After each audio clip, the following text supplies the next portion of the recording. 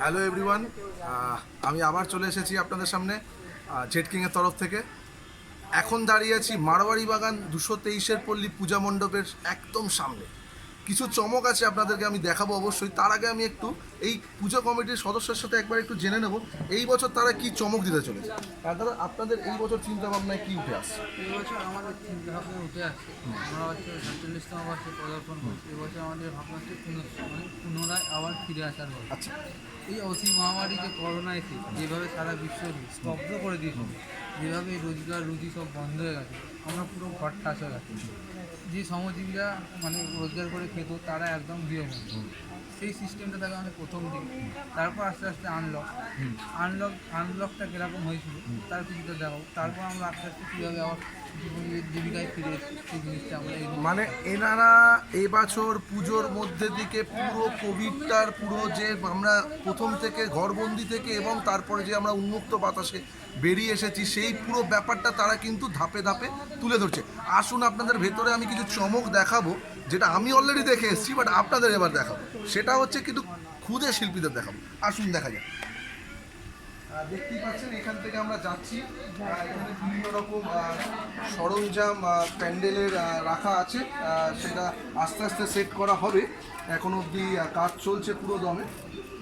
আমরা যদি আরেকটু এগিয়ে যাই, আমরা এখানে দেখতে পারবো আমার দুই সাইডে ডান দিকে এবং বাঁ দিকে কিছু ক্যানভাস, হাতে আঁকা কিছু পরিবেশের চিত্র, যেগুলো কিন্তু একদমই হাতে আঁকা। একটু দেখেই বোঝা যাচ্ছে পুরোপুরি একটা পরিবেশের ব্যাপার আছে এখানে, শহরের কিছু ব্যাপার আছে এখানে।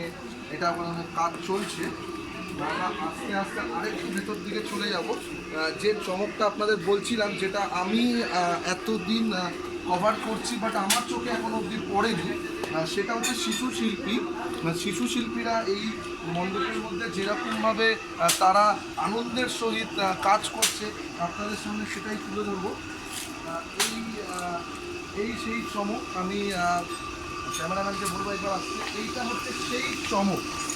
আপনারা দেখতে পাচ্ছেন শিশু শিল্পীরা বসে আঁকছে এবং তাদের এই আঁকাটাকেই কিন্তু মণ্ডপে তুলে ধরা হবে এই বছর 223-এর পল্লীতে। এটাই কিন্তু চমক। এই চমকটা পুরো কমপ্লিট করার পরে আমি তো আবার আসছি। আসার জন্য আমি অপেক্ষা রইলাম যে কেমন এনাদের এই বাচ্চা বাচ্চা শিল্পীগুলোর হাত ধরে কীরকমভাবে মণ্ডপটা সেজে ওঠে। তো আজকের মতো এখানেই শেষ করছি। আপনাদেরকে আবার কমপ্লিট হলে এই পুজো মণ্ডপটি আপনাদের সামনে আমি আবার তুলে ধরবো।